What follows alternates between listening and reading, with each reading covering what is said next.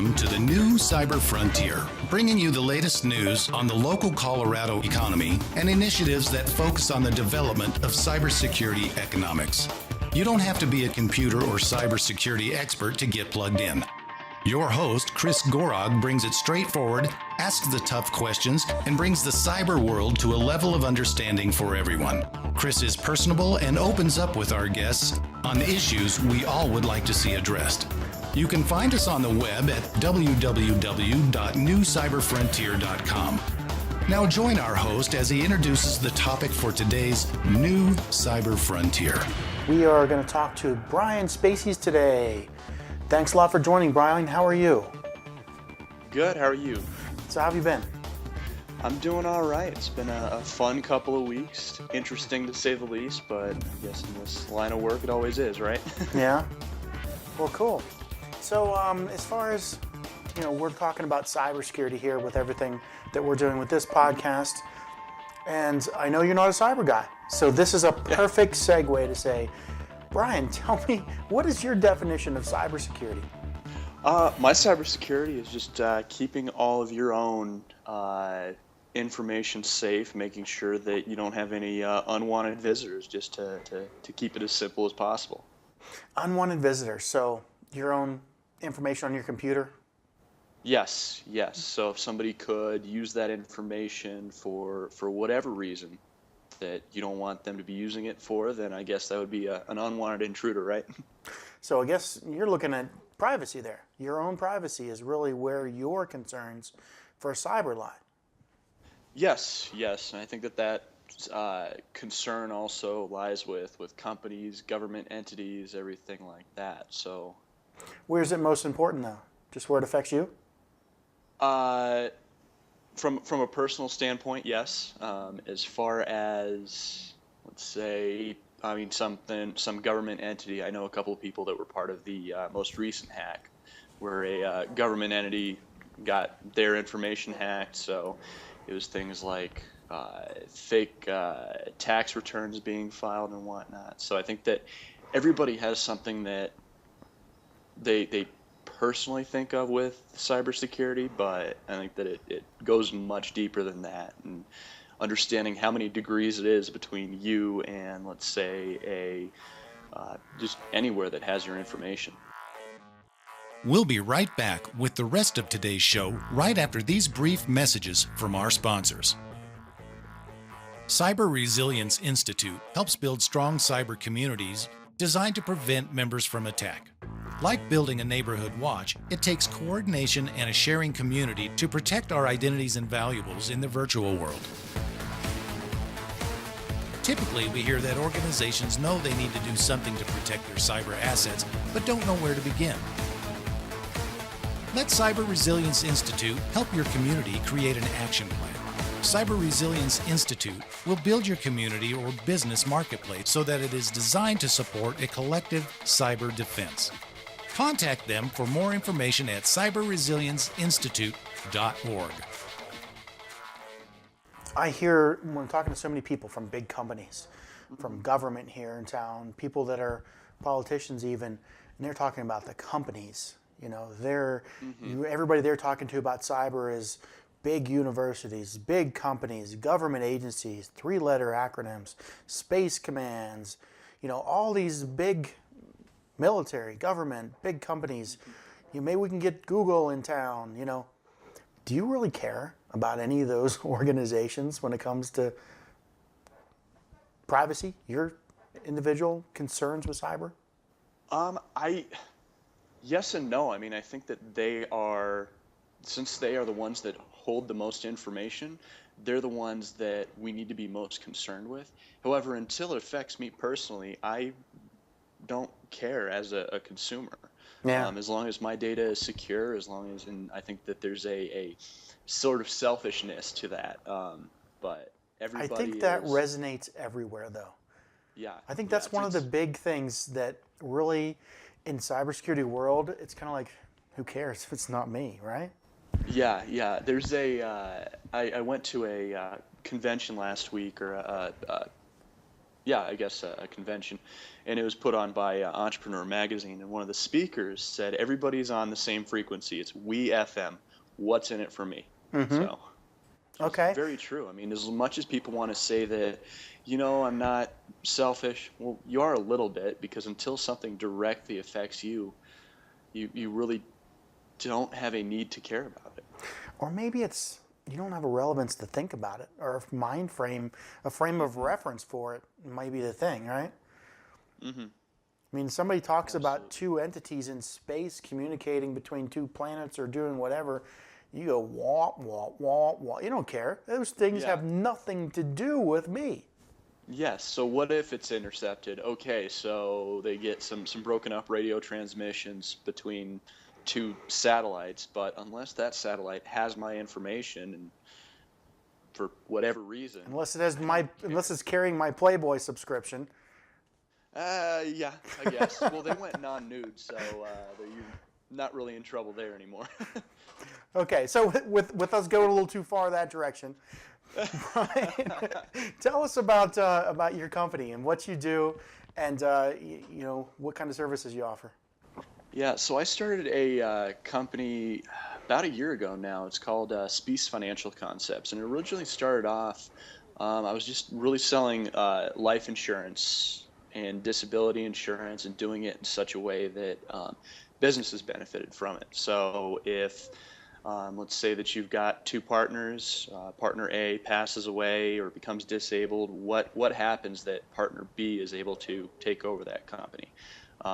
So being able to help businesses along those lines, and then it sort of took on a mind of its own, to where I began actually going out and seeking fundraising for companies and figuring out how to structure it, and figuring out how to label off each round, and make sure that these companies were in the best position to thrive according to uh, startup, because the term startup is so huge right now. What can I do to help them thrive in that And we brought you on space? because we're really interested in this startup community. We're trying to bring in cybersecurity, have an ecosystem around Colorado that focuses on a blue ocean strategy, which is a industry that we can support, that's like going out, sailing out into the blue ocean.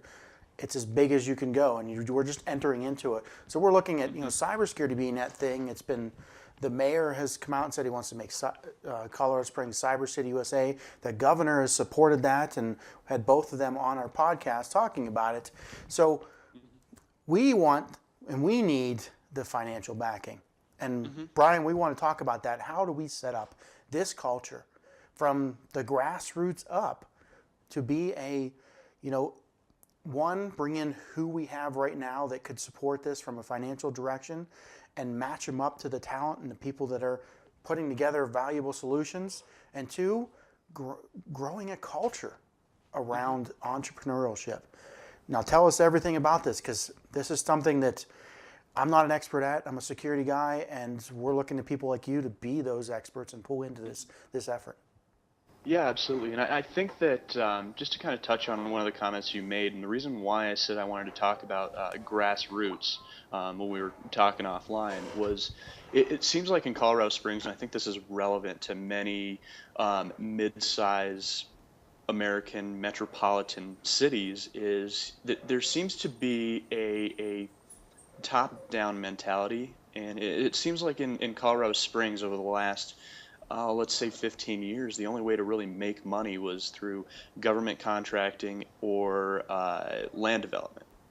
And if you're anywhere outside of those, you just kind of feel like you're on the fringes, unless you're good buddies with them and you're in on the coffee shop banter with them. You just kind of feel like you're out on the fringes. So the only money coming into the area is coming from the top down, is what you're saying. It appears that way, and the only expertise, like, you almost have to ask for permission to do something, whereas I say, you know what, if we're dealing with a startup mentality, ask for forgiveness. Go do it, stay under the radar as long as you can, and then as soon as you have something worth presenting, pop up and just say, hey, we've got something here. Now what you're saying really resonates with me after having conversations with so many of the leaders in this community. they are talking about all the big organizations, all the big companies. They're naming all the people in this city that are those big players, the top down. What do we tell them? What do we get out there and how do we change this, or how do we make this? I think by having a very personal message, because yeah, it's all well and good that we've got all these large companies that are interested in coming and calling Colorado Springs their home and taking advantage of the trails and open space that we have and everything that makes you feel good inside. We just need to question what's in it for the people. What are you doing to help the people that have chosen to call Colorado Springs home, chosen to stay even though we hear about all these meccas where tech talent is going, and what do we do to So we're talking about reward? building a reason for entrepreneurs to park their butt here, right? Yes, and entrepreneurs are people. They, at the end of the day, they are people. Although And they're they not the represent. people that want to go work for a big company often. They're a different mindset. So tell us about the things that keep them here, that make them come here. I mean, there's so many people that, because we had a huge tech boom here in the 90s, and that's actually one of the big reasons why my parents moved here before myself and my sister were born, was because they were part of the Hewlett Packards and the Agilents and the LSIs, and they were straight down the road from that Intel factory, and it was just such a boom. And for the longest time, we were being called Silicon Valley #2, but all of a sudden, everybody clears out, and That dried up quick too, didn't it? yeah, it dried up very quick. So yes, you have to have entry-level jobs, you have to have mid-level jobs, you have to have people that, because there's a lot of people that are still very risk adverse. So they won't take on risk. They like having the $100,000 a year job where they know that I have to show up from this time to this time, and then from this time to this time I get to be home with my family and everything like that. And then you do have the flip side of the entrepreneurs, the risk takers, and those who are ready to stick their neck out. And we act like small business is so well and good, and it is. But with small businesses, what happens if they have aspirations to be that big business, that multi-million-dollar fundraising winner that is going to employ people here in this town and create a culture and everything like that? There's two sides to every coin, right? So, yeah, and I've heard people say that the economy, and we've had people on talking about how we're not engaging the 30s and younger people in cybersecurity, even mid 40s. You're not getting into cybersecurity till the gray hairs. And we're talking about making this a blue ocean strategy, an area specific ecosystem that we want to feature our whole economy on. And we're not engaging that younger generation. And then we've had people come in and talk about, on other podcasts I've had, about how the economy has shifted to the millennial, the post information era age people are all about entrepreneurship, and the economy has shifted to what somebody said, a great quote. They said, "Don't ask what you can do with your education, but ask how many people you can reach with it." And I thought that just coined how the number of young people I've talked to in the 30s and down, and they're at this pitch night for new tech. They're at the startup communities, and I go to both of these. You go to that side, you see the younger people just really ingrained and involved. You go to the cybersecurity side, and it's like where that age bracket stops, the next one, the cybersecurity people start. We need to combine these two. And this, I see that the entrepreneurial piece is how to do it. How do we give and connect the ability to be entrepreneurs, and how is that done? I mean, you're in the financial industry. How can we engage and connect those pieces? I think that we do need an abundance of funding. We need to get, I guess, some in-town and out-of-town money to believe in Colorado Springs, believe in the brand that we can create. You look at things like fitness technology. It's the wearables and everything like that is huge in the industry right now. There's so many.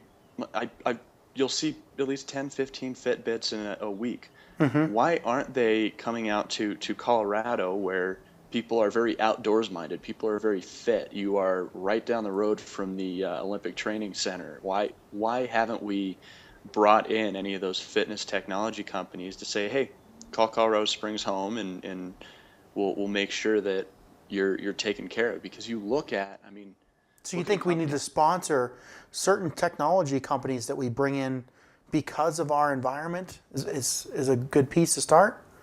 that is, yes, that's a good way to start off and bring cool technology. Because I mean, cybersecurity is fun because I mean you watch all these espionage movies and there's a huge cybersecurity piece of it where you've got these like hackers that are able to go in and so you've got that kind of misconception of what cybersecurity is and the IT field is.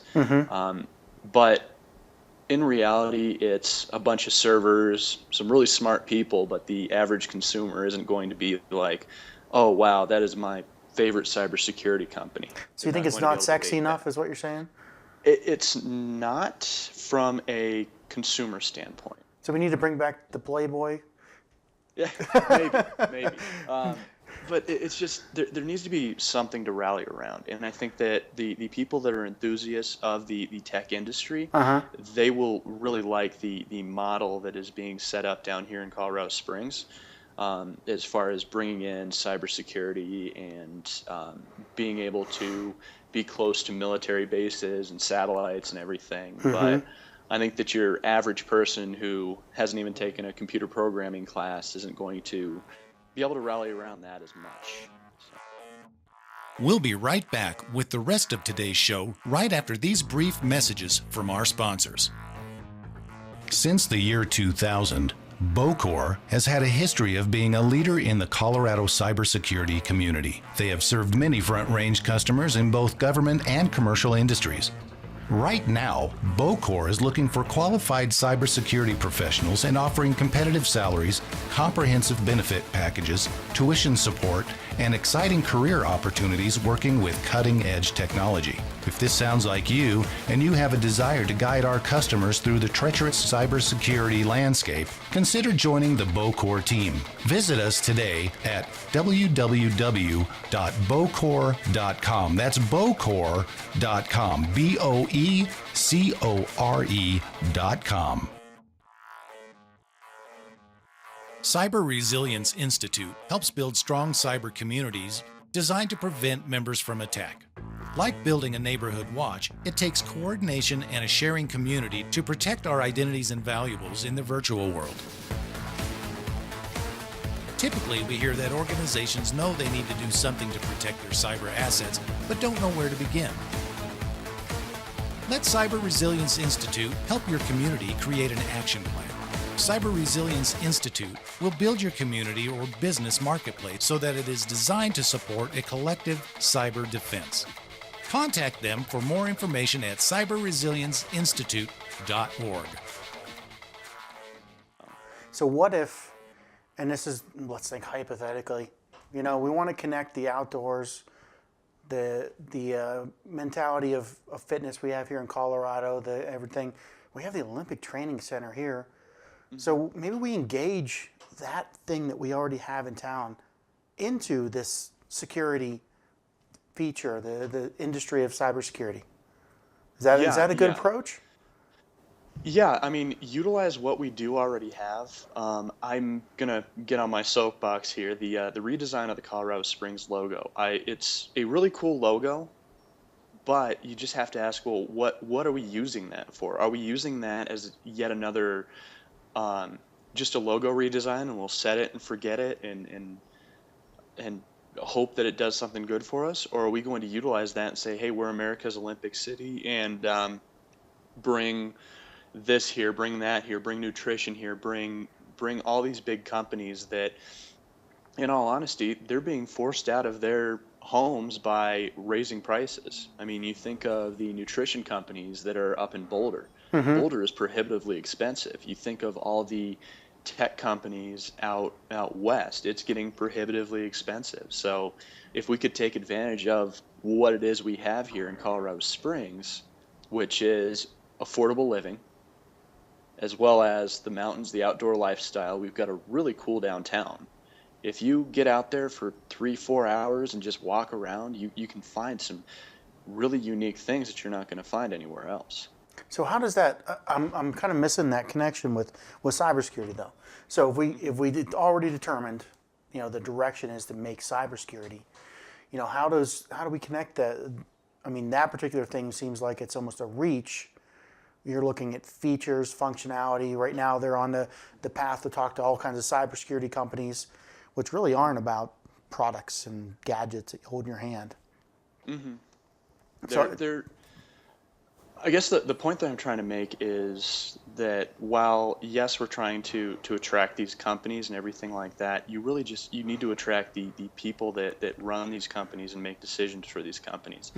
A lot of them, I mean, cities are fun and cool, and you can find new talent anywhere you go, but we have to sell ourselves on what's unique to Colorado Springs. And yeah, we have a proximity to the military. We have the Olympic Training Center. We have the national governing bodies for quite a few different sports and things like that. So we do need to take advantage of that. But you've also got, and I believe this is a big piece that Logic Central picks up, is, we need to develop the talent here, work on keeping the talent here, making sure that they have, number one, entry-level jobs, because if you can't get a job, you can't afford to live anywhere, really. So bringing in the right talent, teaching the right talent, and making sure that they're ready to just go gangbusters and make Colorado Springs the cybersecurity capital for the next 50 years. Okay, in talking to the universities around here, they're really interested in the training piece, the young people and everything. They have them coming to Colorado Springs.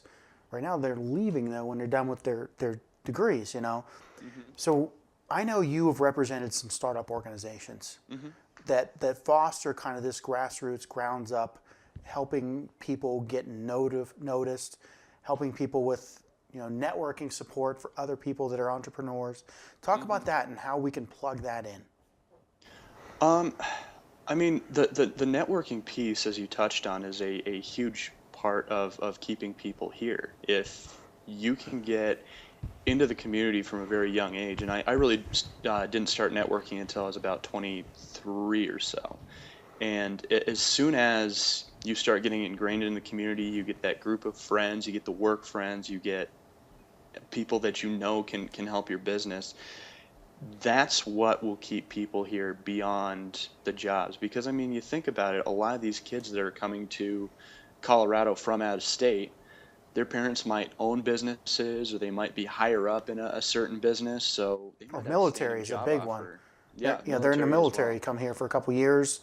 What am I staying here for? I mean, we get with UCCS and Pikes Peak and some of the, Colorado College, we get a lot of people from all over the state come here to go to college, but we also aren't really engaging them with staying here after college. Correct. And I think that you see it. I mean, Colorado College, you probably have a more wealthy demographic that is going there, so they might have that standing job offer when they go back home. UCCS, and I went to UCCS, so it felt like it was, it was just your normal college. And yeah, you had a non-traditional student population as well as a traditional student population, so that intertwined pretty well.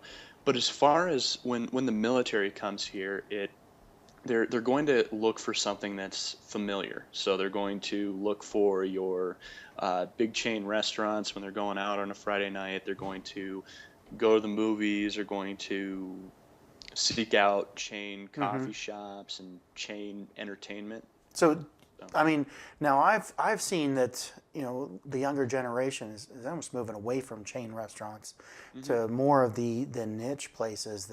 And I've seen the microbrews start to pop up all over here in Colorado Springs, which is a neat little thing. But that kind of hometown culture almost in a big way seems to attract them more than maybe the military's looking for chains. But I think that's changing. I mean, what's your thoughts on that?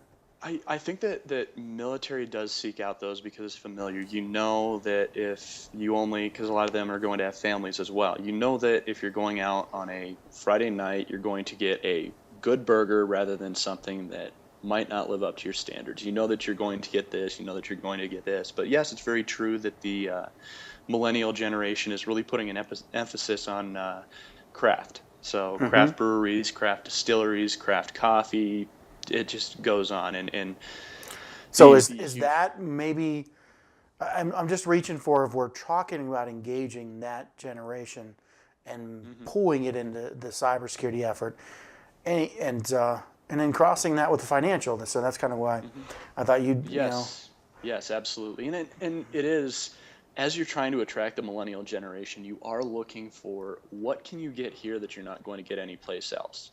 And I think Colorado Springs has really pushed for that craft mentality. I mean, you walk around any corner and there's probably a craft brewery or someplace that sells it. You walk a couple more blocks and you're at a local coffee shop that probably roasts their own. I mean, I know a bunch of people that are leaving one coffee shop and starting their own, and they're really putting an emphasis on the craft side of things. And it's something that I think Colorado Springs has that they're keeping up with cities much bigger than us. Yeah, and I heard that there's the development prospect downtown to centralize all the kind of the restaurants on the same billing type of program. So you go from one to the next, almost like an outside, like a buffet of restaurants that are all in the same ticket type of thing. I actually haven't heard too much about that. I mean, there's every couple of years, people will make noise about turning a couple of blocks of Tejon into the pedestrian mall, and then the outside conversations are, well, what if we could allow for open containers within that area? And then what if we could? And it just seems to be a ripple effect out from the original what if. So nothing further about that you've heard? Not really. And I think that until it's actually a discussion among city council and among city leaders, Do you think it should be? Do you think we should give them that message right now? I think it would be something unique about Colorado Springs, but I don't know if it would be enough to get people to, I'm going to move to Colorado Springs because of open containers. Yeah, well, I think they move here because of the mountains, and and that's what I've heard resonated with the business community too. Oh, we don't need to do anything civic-wise because they move here for the outdoors and the mountains. They got it. And yeah, they do move here for that, and it's a great quality of life out here and clean air. And I know some individuals that actually recently moved here from California, and they said like their kids' breathing and skin cleared up like pretty quick. Interesting. Yeah, for health reasons, and I know at one time this was the tuberculosis community. This is how Colorado Springs started up for the same reason. And really, I mean, this is, if anybody's listening to this and has never come to visit here, there's no pollution in Colorado Springs, and there never has been, because it started as a tuberculosis colony back in the 1800s, or community, we'll say, and there's been all kinds of clean air acts ever since then. Yeah, absolutely. And there's a lot of progress to be made to reach our full potential with that, because I mean, I think every city is going to just have that perception of, well, I'm moving to a city of 500,000 people. It's going to be dirty, and there's going to be this, there's going to be that. So. So now, if reaching back into the financial side, if people are listening, they say, I got a great idea. How do I get connected with people that are going to fund? How do I get into communities around here that are going to support me with that? Where do I start? Just network like crazy. We've got meetup apps and everything like that. We've got Facebook. What are some of the communities that you know of? I know you've been in some, you've helped foster some. Tell us about those and what they do for people, and how you can make those connections. Yeah, I've started off with young professionals here in town, and that was really good. I was able to meet some great people that became my friends. I was able to do some business. That's very much it's open networking, so it is what you make of it. If you want to be there very business minded, you can do that. If you want to be there simply for social, you showed up in Colorado Springs with the clothes on your back, you can go there and kind of get plugged into your group. There's Rising Professionals, which is more of a membership based. Then there's the pitch nights that you mentioned, where people go to. Those are still at Epicentral, correct? Yes. I know that's Yeah. the new sponsored by New Tech. Yes. Colorado Yes. Springs New Tech. There's a Denver New Tech. There's a couple more organizations. What are you familiar with them? Um, yeah, I am. I'm drawing a blank, and really, just at the end of the day, get out and go do something, make friends, and you look at kind of the traditional, and I say traditional because this is actually fairly new as far as the way that startups do things. So we're writing the book as we go, but you start off with a friends and family fundraising round. What that does is you kind of have to scrounge off that money for a little while, but it shows that those closest to you trust you. And then you move on to what's called the angel investing round, and that is probably an industry insider, somebody that's really well plugged in, gives you additional funding to help push your business to the next level. They'll either do it debt based, they'll do it equity based, or some ways to play around with royalties and whatnot. But that then shows your next investor or your customers that, hey, industry experts trust us. So it's just kind of a natural progression of, this is why you should trust us, this is why we're the best at what we do, and why we're going to make a ton of money at this, why we're going to set the standard. So Okay. Okay. So do you help people at any stage in that? Where do you fit in with your consulting company? a good majority of what I find them is angel or the venture capital round. So the big round of funding where they say, okay, we've survived for, usually they like them to survive for about 2 or 3 years and make a little bit of money before a large venture capital company will come in. So it's just, there's the premise that the startup community is kind of started on is rules were meant to be broken, but there is still a system to go through with this. So yeah, I'm usually step 2 or step 3. If they need me to write a business plan or a proposal or a pitch deck or something like that, I can help them with that, but I usually don't step in on the funding piece until they are seeking out angel investors. Okay. Can you give any examples of success you've had in your organization? As far as companies, my company is still relatively new, so I've really had my first successes within the last couple of months. But there's a cybersecurity company that I'm currently working with, and we're very close to being able to sign papers. They've got their LOI from the company that's contracting them, so they're up and ready to go. We're finishing up a deal on it's a beverage manufacturer that's going to be here in Colorado Springs. So it's interesting. But I guess as far as like the big successes and the companies that saw huge success after they got this funding, I don't really have examples of that yet, because I mean those companies are young like I am. Okay, so we'll bring you back on when we have some more things to talk about as far as how that goes. But Yeah. definitely, if you're talking to somebody that's making decisions for this effort going on in Colorado Springs, for cybersecurity, for developing stuff, for making policy, for funding stuff from a social standpoint, for big companies, what do you tell them? What advice can you give these people?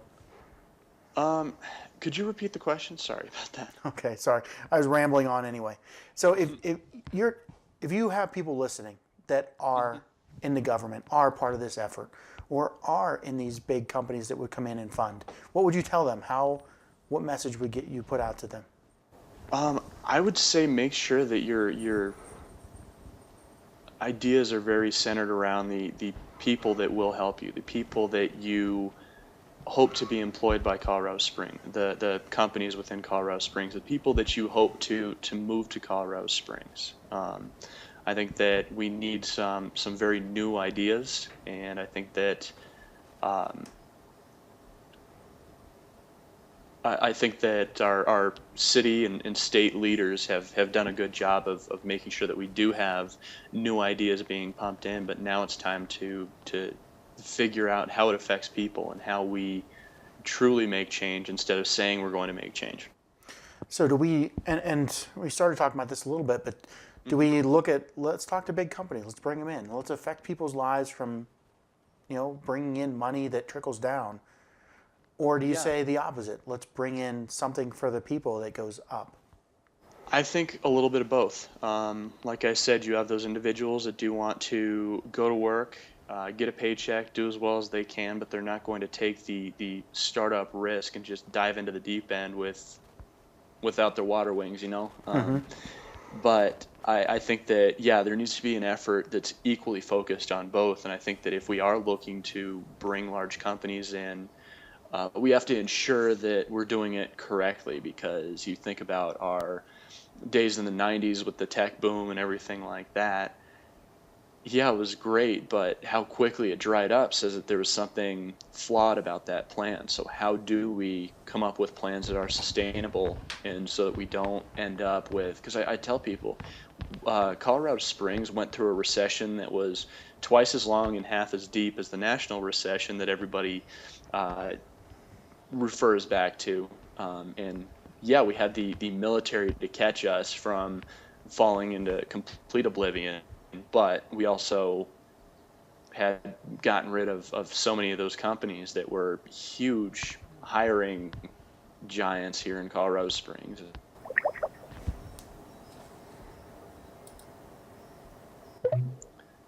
Hey, I don't know why my iPad keeps doing that. So you said huge hiring giants in Colorado Springs. Yeah, we didn't do a good job of keeping them here, and we didn't have a true plan of, well, what happens if it hits the fan again like it did, honestly, in the .com era. Yeah, so do you think that we have, a civic effort really has control over that? Literally the tech bubble and the tech drop was a shift in the semiconductor industry, because that's where we were focused. And they diversified to offshore manufacturing. And what did we have here? All kinds of fabrication plants that were manufacturing. And it was just a cyclical market trend shift. So maybe, how do we fix that or anticipate that? And cybersecurity is something that I hear you saying. I think we do have to find that company that's not going to be able to send anybody overseas. Somebody that, Colorado Springs is kind of where our final home has to be, because like you said, the semiconductors, they became too expensive to be put together by American workers, and now we're starting to send American jobs over to other countries for engineering and things like that. And I think that we have to be very smart about the sorts of companies that we bring in, and that's why I do think that there needs to be a huge emphasis on the grassroots efforts, making sure that we can fund the groups that need funding here, that are going to be able to stay here, that are going to be able to grow organically or with that funding. We need to do a better job of not losing the talent that we do already have. Okay. Well, thanks a lot for joining today. Definitely enjoyed some of your insight. And we'll put some information for contacting Brian on the website, and you can get to it whenever, if you're looking for him, it'll be on the Logic Central online site. But thanks a lot for joining today. And thank you for being a guest today, Brian. Thank you. Absolutely. I look forward to speaking again. Yep. Have a great day. We hope you have enjoyed this episode of New Cyber Frontier. Remember to get involved. Often we think that someone else will handle privacy and security in the virtual world, but you are the only one truly in command of your virtual fate. Join our mailing list so we can keep you informed of breaking news and new releases. If you have an idea If you have a question that you would like to hear answered, or if you want to get involved with our efforts, reach out to us at newcyberfrontier.com. We also encourage you to visit our sponsors' links, as they are the ones that really make this show possible. I want to thank each of you for supporting the show, and we look forward to seeing you back for the next episode of New Cyber Frontier.